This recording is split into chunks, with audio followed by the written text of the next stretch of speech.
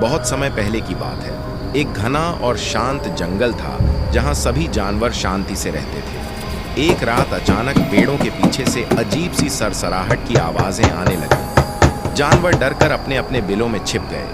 तभी चिंकी बंदर घबराया हुआ शेरू भालू के पास दौड़ा और बोला, शेरू भैया, जंगल में एक बहुत ही खतरनाक सांप आ गया है। उसका नाम नागराज है और उसने कई जानवरों को डरा दिया है। कुछ ही देर में एक लंबा काला चमकदार सांप झाड़ियों से बाहर निकला। उसकी आंखें लाल चमक रही थीं। वो चीखा, अब ये जंगल मेरा है, जो मेरे सामने आएगा वो मरेगा। अब बहुत हो गया, ये जंगल सबका है, सिर्फ किसी एक का नहीं। मैं इसे बचाऊंगा। फिर वो सीधा नागराज की ओर बढ़ा।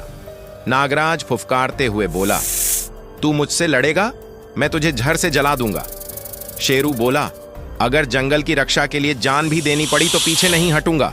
नागराज ने झपट्टा मारा, लेकिन शेरू ने उसका फन पकड़कर जमीन पर पटक दिया। अब शेरू ने एक मोटा लकड़ी का डंडा उठाया और फिर नागराज की ओर बढ़ा, लेकिन नागराज फिर से गायब हो गया।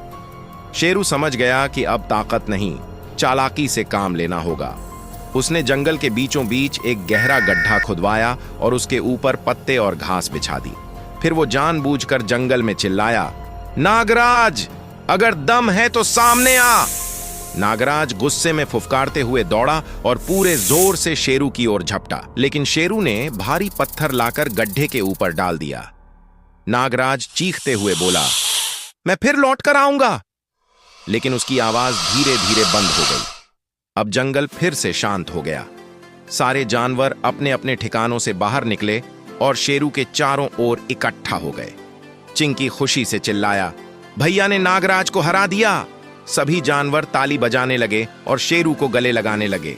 शेरू मुस्कुराते हुए बोला, अगर हम सब एक हों तो कोई भी जहर हमें हरा नहीं सकता।